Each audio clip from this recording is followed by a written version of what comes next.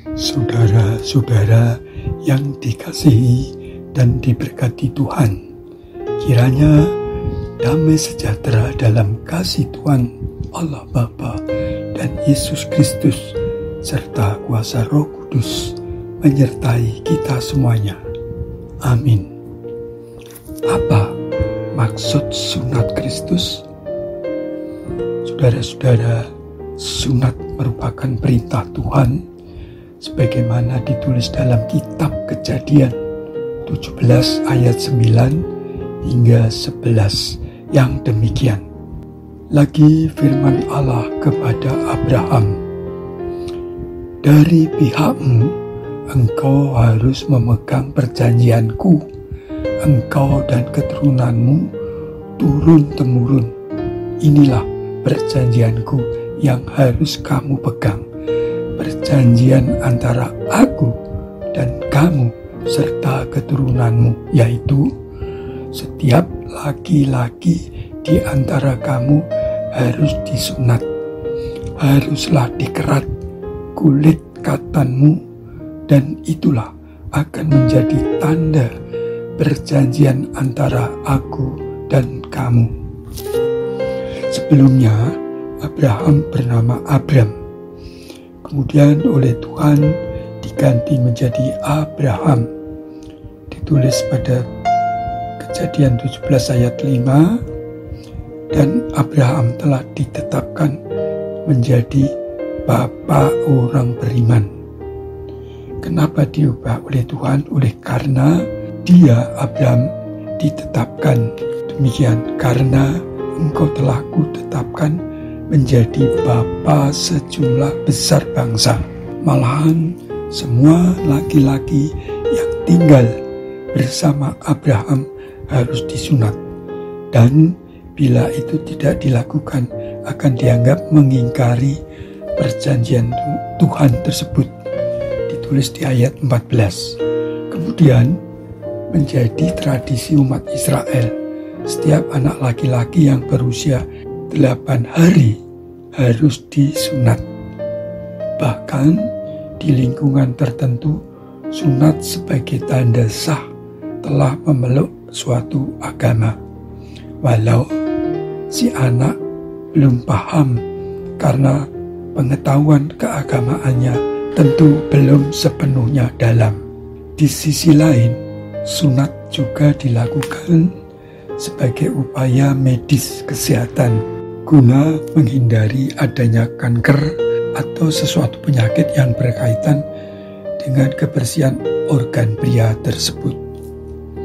Saudara-saudara yang dikasihi Tuhan, bagaimana dengan umat Kristen? Apakah semua menjalankan sunat? Sebab Yesus Kristus sendiri mengikuti tradisi sunat itu ketika berusia 8 hari, seperti ditulis dalam kitab Lukas 2 ayat 21. Dan ketika genap 8 hari dan ia harus disunatkan, ia diberi nama Yesus, yaitu nama yang disebut oleh malaikat sebelum ia dikandung ibunya. Sunat memang telah menjadi tradisi turun-temurun bagi bangsa Israel, kaum Yahudi, dan dilakukan pula oleh orang Kristen. Namun, orang Kristen tidak melihat sunat sebagai jalan keselamatan dan tanda resmi menganut suatu agama. Sunat hanya tanda lahiriah bahwa seseorang mengikuti tradisi turun-temurun dan merupakan ketaatan atas perintah Tuhan melalui Abraham kala itu. Namun, dengan kehadiran Yesus Kristus, sunat hanya sebagai tanda jasmani, bukan lagi menjadi bagian dari upaya adanya keselamatan manusia. Keselamatan hanya ada di dalam Yesus Kristus yang merupakan wujud hadirnya Allah sendiri sebagai manusia untuk menyelamatkan manusia. Surat Yohanes 3 ayat 16-17 dengan jelas mengatakan apa maksud Yesus datang ke dunia. Karena begitu besar kasih Allah akan dunia ini, sehingga Ia telah mengaruniakan anaknya yang tunggal, supaya setiap orang yang percaya kepadanya tidak binasa, melainkan beroleh hidup yang kekal. Sebab Allah mengutus anaknya ke dalam dunia bukan untuk menghakimi dunia, melainkan untuk menyelamatkannya oleh Dia. Jelas sekali, kedatangan Yesus Kristus untuk menyelamatkan manusia dari kuasa dunia dan dosa agar beroleh hidup kekal. Artinya, manusia tetap hidup seperti ketika di dunia, namun jauh lebih indah di surga yang penuh damai sejahtera. Sebaliknya, yang tidak percaya akan mati kekal dan diam di dapur api yang juga disebut neraka. Kenapa? Oleh Yesus Kristus. Karena memang Yesuslah yang ditetapkan sejak semula. Bahkan sebelum dunia dijadikan, Tuhan sudah menetapkan sesuai dengan rencananya. Alkitab banyak memberi sinyal atau tanda-tanda melalui firman yang disampaikan nabi-nabi dan merupakan nubuatan akan kedatangan Yesus di dunia. Lalu, apa yang dimaksud dengan sunat Kristus?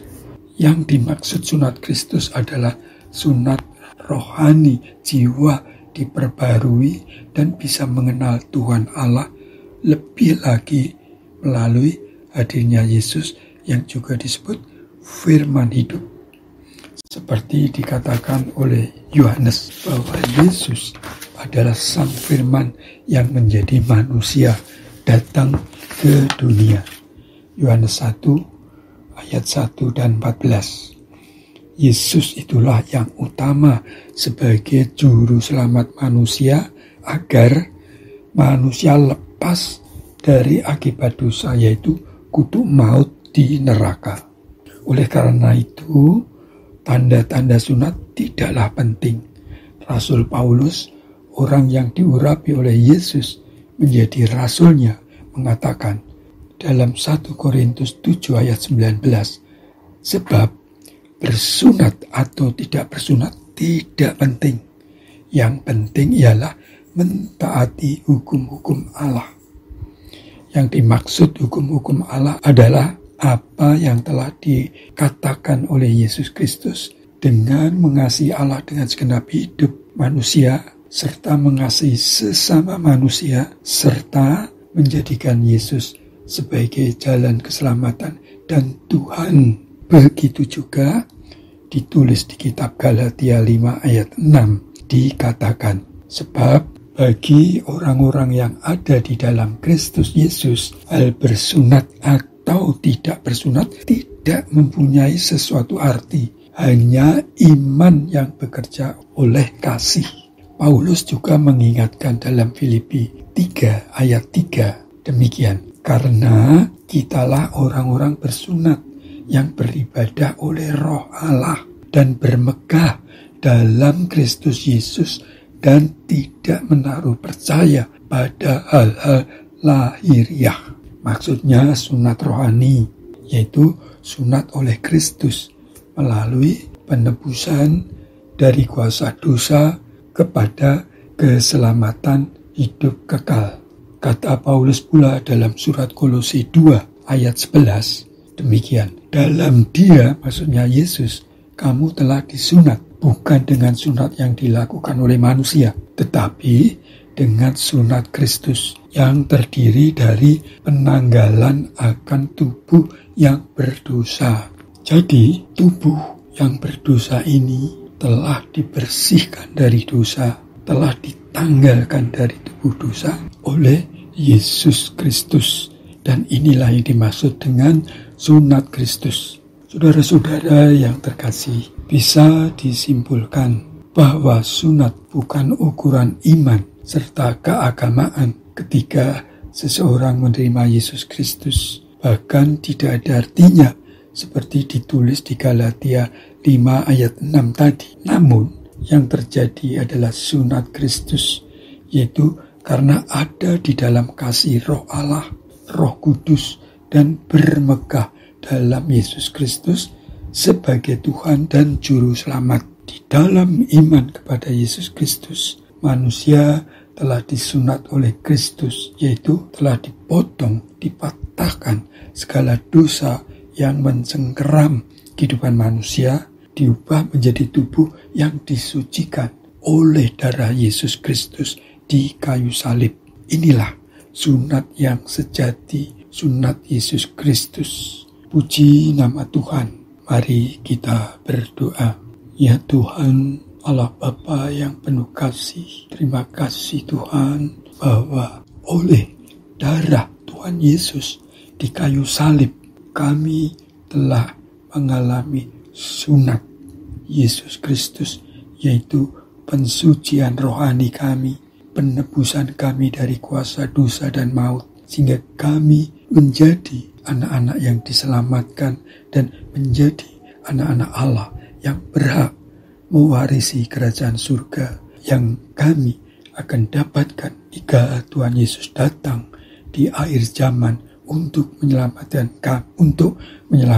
kami. Beri kami ketaatan, beri kami menjaga kekudusan sunat dalam hidup rohani kami, sehingga kami tetap layak dan berkenan. Kuatkan iman kami Bapa, dalam nama Tuhan Yesus. Amin. Ya Tuhan Allah kami, berkenankanlah kami berdoa untuk saudara-saudara kami yang mencari pekerjaan.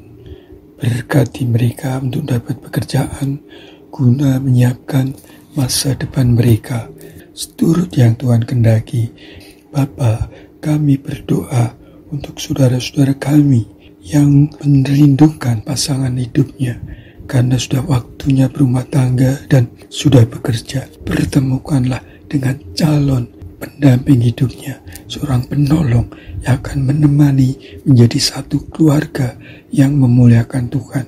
Kami mohon, berkatilah Tuhan Yesus. Tuhan, kami berdoa untuk anak-anak Tuhan yang sudah membangun rumah tangga namun belum mempunyai anak, belum mempunyai keturunan. Berkatilah Bapa, supaya rumah tangganya penuh sukacita, lengkap dengan anak-anak. Kami mohon berkatilah dalam nama Tuhan Yesus. Tuhan, kami berdoa Tuhan untuk saudara-saudara kami yang mengalami berbagai pergumulan dalam kehidupan mereka, kesulitan ekonomi, hutang, tagihan, kebangkrutan, ancaman kegagalan dalam usaha. Berkatilah, jauhkanlah dari kebangkrutan, tapi biarlah kuasa Tuhan Yesus boleh memberkati. Bapa, kami berdoa Bapa untuk saudara-saudara kami yang juga mengalami pergumulan dalam keluarga, dalam famili mereka. Tuhan tolong agar terjadi kedamaian rukun dan saling mengerti sehingga merasakan kerukunan yang indah, penuh sukacita di dalam kasih Tuhan. Berkatilah. Juga kami berdoa Bapa untuk saudara-saudara kami yang sedang sakit. Mari Tuhan sembuhkan, baik yang di rumah maupun di rumah sakit. Nyatakan kuasa Tuhan melalui setiap perawatan, pengobatan oleh para medis dan obat-obatan. Beri Tuhan berkat penyembuhan di dalam kasih Tuhan Yesus. Tuhan, kami juga berdoa untuk saudara-saudara kami yang undur imannya, yang lemah imannya, yang kehilangan pengharapan. Kuatkan iman mereka. Tuntunlah oleh kuasa Roh Kudus, beri semangat sehingga senantiasa datang kepada Bapa, tidak melupakan waktu-waktu bersama Bapa, sehingga mendapatkan kedamaian dan jalan keluar. Tuhan, tolong saudara-saudara kami yang lain yang mengalami berbagai pergumulan. Juga kami berdoa untuk terjalinnya kedamaian, kerukunan, toleransi di negeri kami, untuk saling menghormati, saling mendukung, saling menolong. Beri Tuhan berkat pemerintah kami mengatasi berbagai persoalan, jauhkan dari konflik, jauhkan dari upaya-upaya yang ingin memicu kericuan dan sebagainya. Kami mohon berkatilah bila anak-anak-Mu teguhkan imannya dalam kuasa Tuhan Yesus. Amin.